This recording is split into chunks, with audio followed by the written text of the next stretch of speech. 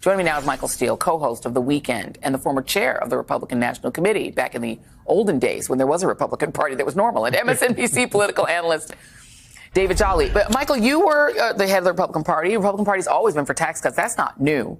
Right.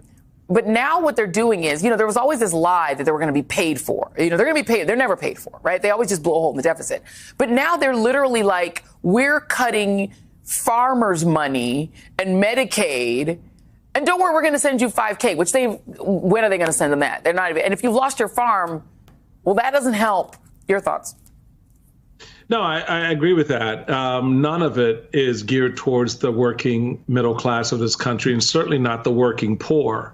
And so these programs which Doge is going after in the guise of efficiency is really more designed to create those lanes to justify spending on the back end. All of this money is being accumulated to your lead-in to pay for the tax cut. That's correct. This is the end game. So let's not be stupid, people, and understand exactly what the deal is here. This is not about government efficiencies, because there's nothing efficient about what Elon Musk is doing.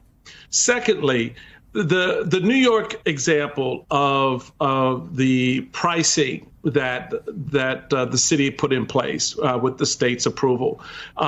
This flies in the face of everything that George Mason talked about. And there were a lot of folks at the time concerned about an overreaching federal government. So the party that said, hey, the federal government has no place in states' rights, that little 10th Amendment thing, right, where the states get to call the shots for themselves and their local governments, even that's now blown out of the water. That cover has been exposed. So now we have a fuller appreciation of what the end game is here.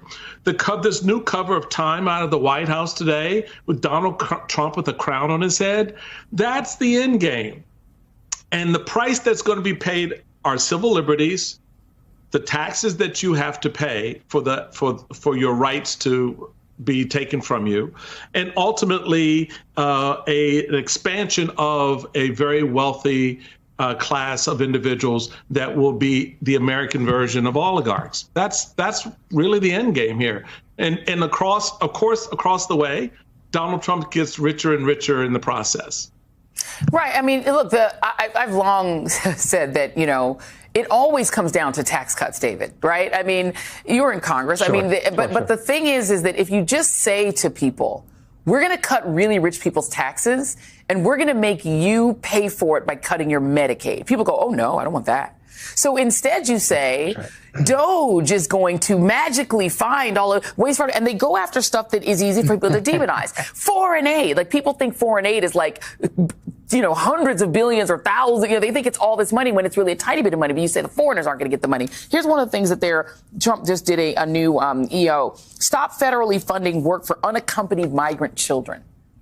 Do you really think that we're spending so much money providing legal assurance to unaccompanied migrant kids that if you just get rid of that, suddenly the tax cuts are paid for? They're not.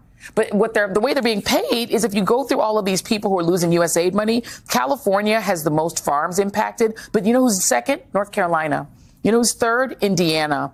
Yeah. Florida's then New York, but then you know who's next? Florida, then Minnesota. It's going to be farmers in red states that are going to pay for that tax cut. And that's what they never want to tell you.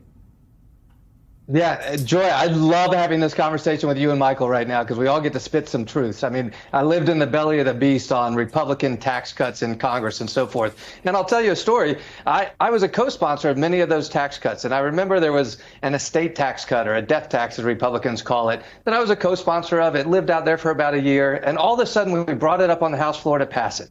And I go to leadership and say, OK, now how are we going to pay for it? And a member of leadership looks at me and says, oh, we don't pay for tax cuts. Republicans haven't paid for tax cuts for decades. And here's the other truth that is really critically important for all of this branding that Trump and his doges are doing about federal spending cuts.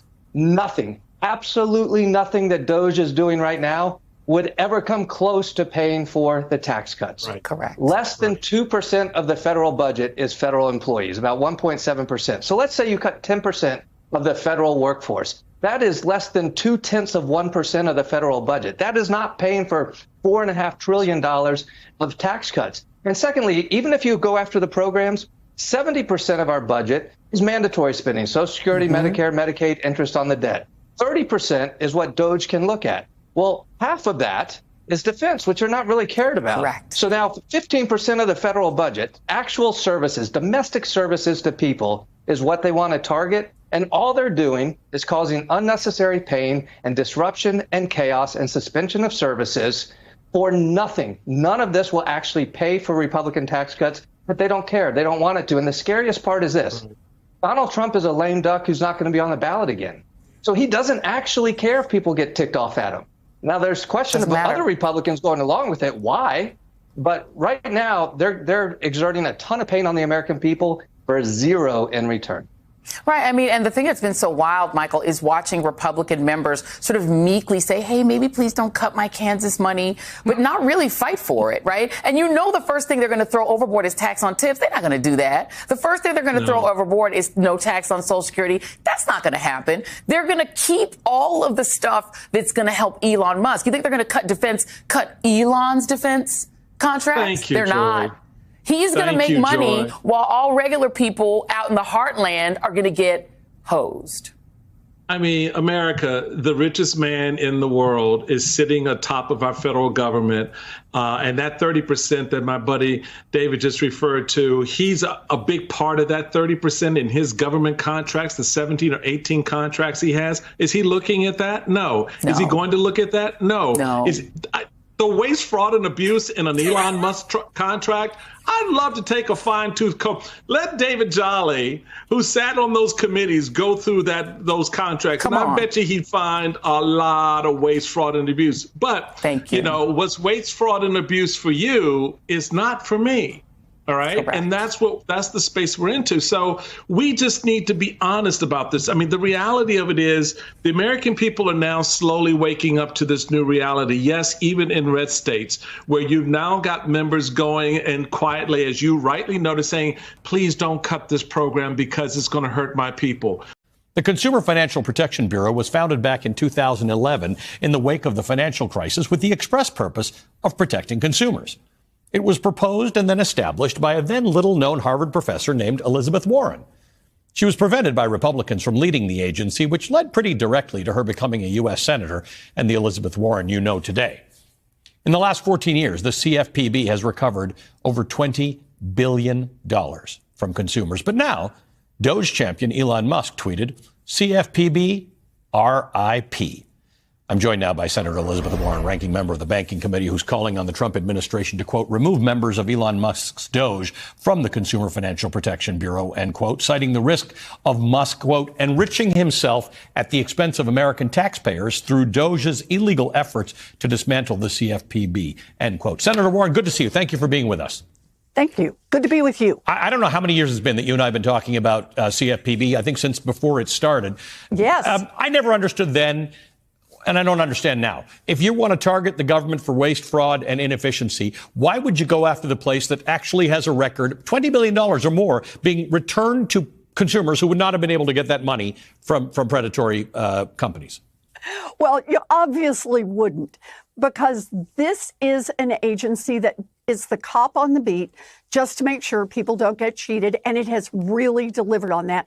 Think about it this way, Allie, when we talk about those numbers, it has found more than $20 billion where these big banks have cheated people.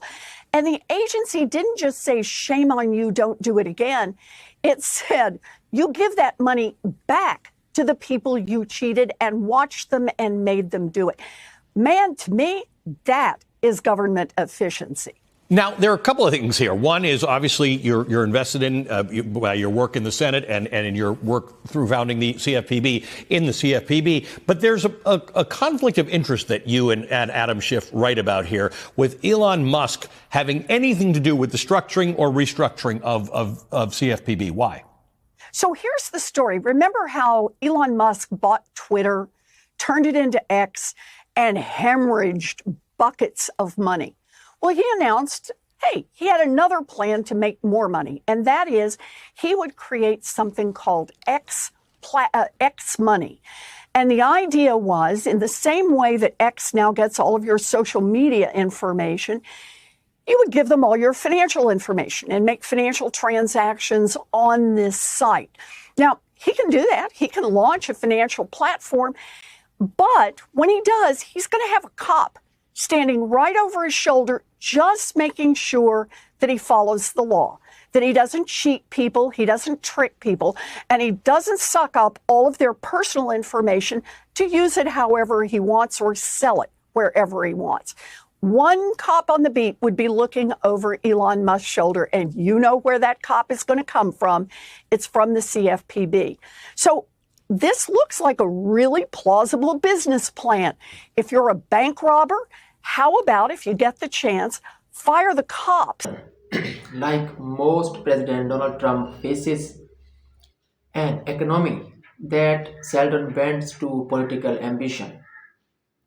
The Republican has promised strong growth, high tariff, income tax cuts, and booming outfield, but despite the solid job market and low 4.1 unemployment rate, he has to contend with handouts like inflation, a budget deficits, and increased tensions over trade, and he has to contend the handouts like inflation, a budget deficits, the fallout from his plans to crucial immigration and president wealth gap. Each of these issues contains help to shape how voters feel about